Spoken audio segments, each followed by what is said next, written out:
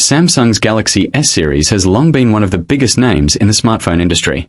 Every year, millions of people eagerly wait to see what Samsung brings to its next flagship device.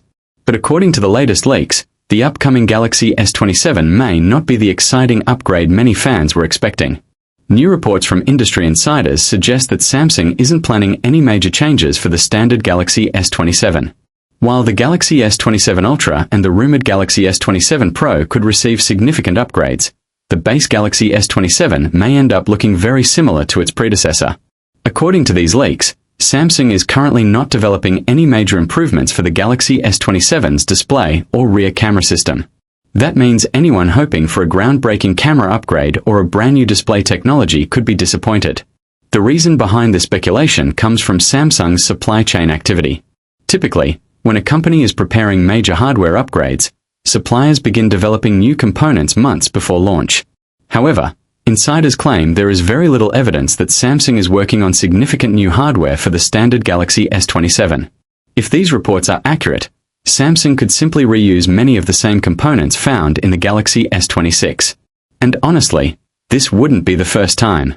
The Galaxy S26 itself only introduced modest display improvements over the Galaxy S25. Samsung has also been extremely conservative with camera hardware.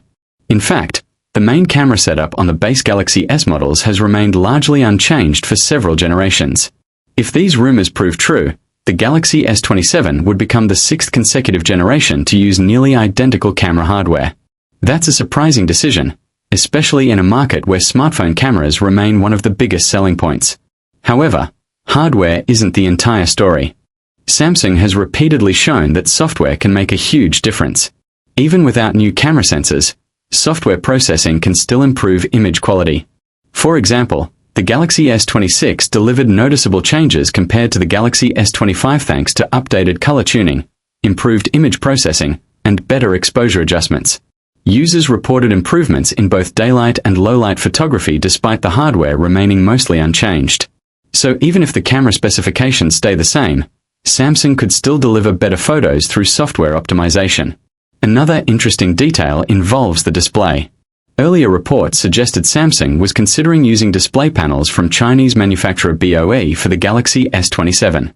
Since the display technology itself may not be changing significantly, Samsung wouldn't necessarily need to develop an entirely new panel.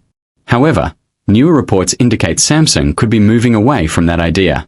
The decision reportedly has less to do with display quality and more to do with supporting Samsung's own supply chain while improving profitability across its ecosystem. Even if Samsung sticks with its own display division, the bigger picture remains unchanged.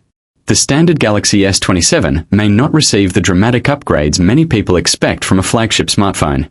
That said, there could be one major advantage to this strategy. Keeping older technology and reusing existing components could help Samsung control production costs. At a time when smartphone prices continue to rise, Samsung may be looking for ways to keep the Galaxy S27 relatively affordable. The smartphone industry is facing increasing pressure from higher manufacturing costs, expensive components, and global economic uncertainty. Consumers are already concerned about paying more for their next smartphone. By reusing proven hardware designs, Samsung could reduce costs while still delivering strong overall performance. And speaking of performance, there is some good news. The Galaxy S27 is still expected to feature a brand new chipset.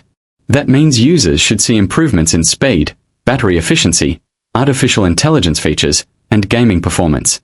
So even if the camera and display remain mostly unchanged, the overall experience could still feel faster and more capable than previous generations.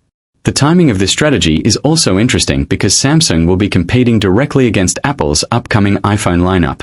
Reports suggest Apple could raise prices on future iPhones, making Samsung's pricing decisions even more important. But there may be another reason behind Samsung's approach. Many analysts believe Samsung wants to create a larger gap between the standard Galaxy S27 and the premium Galaxy S27 Ultra. By limiting upgrades on the base model, Samsung can make the Ultra version appear much more appealing and encourage more customers to spend extra money. The Galaxy S27 Ultra is expected to be Samsung's true showcase device, featuring the company's most advanced technology and premium features. Whether this strategy succeeds remains to be seen. It's also important to remember that these are still early leaks.